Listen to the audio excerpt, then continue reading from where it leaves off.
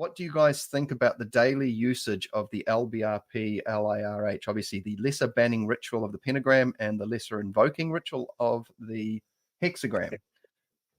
So, who would like to jump on that? Well, I do it fairly regularly. So, as I mentioned previous, you have with the banishing, it's important to use the invoking pentagram, which is from the point down to the left hip, which is the earth location on that pentagram. That's invoking, and then away from, up again.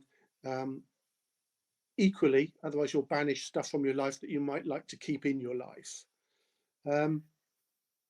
I think that there's a heritage to them, as people are probably aware. I think Eliphas Levi talks about the lesser banishing and how the archangels form a square around you. And I think that there is a need for a ritual magician to set up a work area, and in Western magic, the lesser banishing ritual of the pentagram is kind of the go-to. That doesn't mean to say that there aren't others that are good. With the hexagrams, I tend to, personally, I find that I like the star sapphire, the thelemic star sapphire, somewhat more.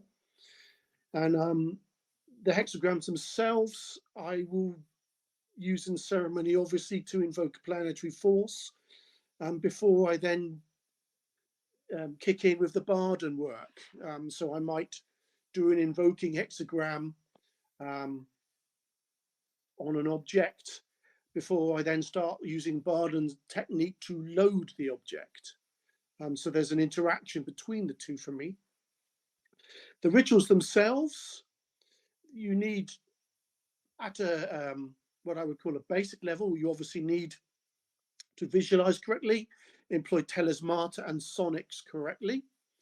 But where it really takes off, in my opinion, is when you actually bring in Bardon's, the attainments from Bardon's training, the consciousness of the senses in the spirit, suddenly push any ritual, and certainly therefore the lesser banishing of the pentagrams, the hexagram rituals, suddenly those become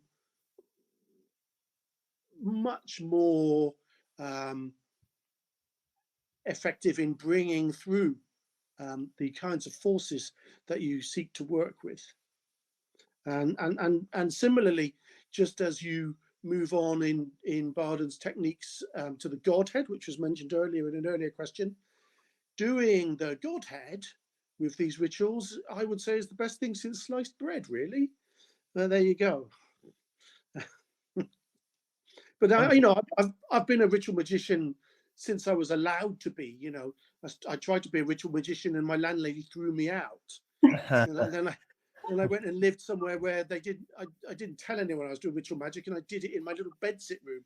So doing more to do with ritual magic in any way conceivable is always going to attract me. So what can I say? I'm a bit biased in that regard. Okay, thank you. Anyone else? Philip's absolutely the representation of the ceremonial approach. So the only thing I'll add is remember to counterbalance. Yeah. Remember to counterbalance. And you counterbalance invoking planetary rituals through Luna. So just remember to counterbalance. Otherwise, you will get one-sided results.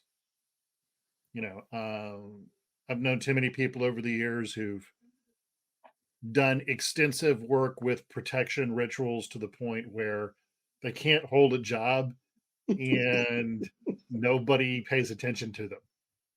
I'm like, well, you did 100, protection invisibility rituals in a row. That's kind of what you're going to get. So, that's just remember to counterbalance, because I certainly have nothing to add to what Philip has to say. Just kind of want to accentuate that point. Thank you. Victoria, have you got anything you'd like to share?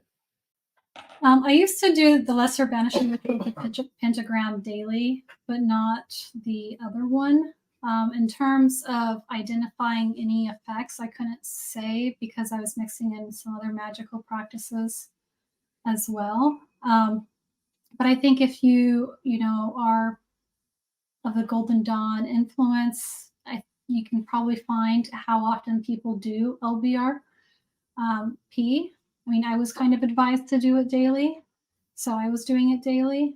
But as Bob mentioned, counterbalance, or as you have here, there's 2 rituals, so maybe not just one.